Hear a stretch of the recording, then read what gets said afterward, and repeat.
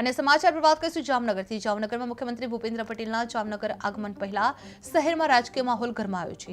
શહેર કોંગ્રેસ દ્વારા ગેસ સિલિન્ડરની અછત મુદ્દે રસ્તા પર ઉતરી વિરોધ પ્રદર્શન કરવામાં આવ્યું હતું।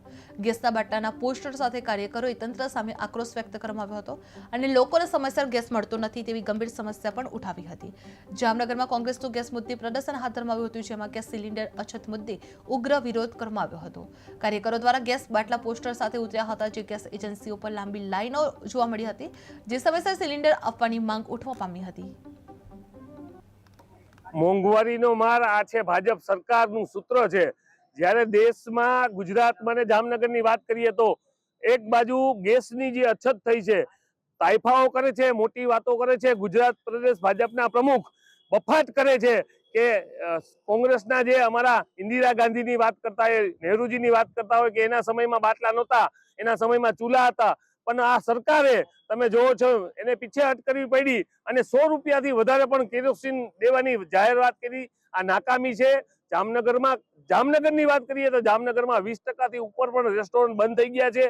ઘરમાંથી એક વ્યક્તિને એનો રોજગાર ધંધો મૂકી અને બાટલા લેવા માટે લાઈનમાં ઊભું રહેવું પડે છે। ક્યાંય બાટલાની નોંધ નથી થતી। જામનગરના અધિકારીઓને વારંવાર પ્રેસમાં આવીને ખોટી વાતો કરવી પડે છે કે જામનગરમાં ક્યાંય અછત નથી। ખરેખર ઘરે ઘરે બાટલાની અછતો છે। એક બાજુ બેરોજગારી, મોંઘવારી અને ભ્રષ્ટાચારે જામનગરમાં માજા મૂકી હોય। અમે વારંવાર કહી છીએ કે 40%ના ભ્રષ્ટાચાર જામનગરમાં છે અને આજે એને છાવરાવા જ્યારે મુખ્યમંત્રી આ જામનગરમાં આવતા હોય તો કોંગ્રેસ દ્વારા સખત એનો વિરોધ કરીએ છીએ અને અમારી માંગણી છે કે જે આ બાટલાની અછત છે, ઘરે ઘરે એક વ્યક્તિને લાઈનમાં ઊભું રહેવું પડે છે, એ ના ઊભું રહેવું પડે ને। જે સિલિન્ડર છે એ ઘરે ઘરે મળવો જોઈએ। આ જનતાનો હક છે, જનતાએ તમને મત આપ્યા છે, ત્યારે જનતા તમારી પાસે શું માંગે છે? એક અપેક્ષા રાખે છે કે સવારથી સુધી લાઈનમાં ઊભું રહેવાની।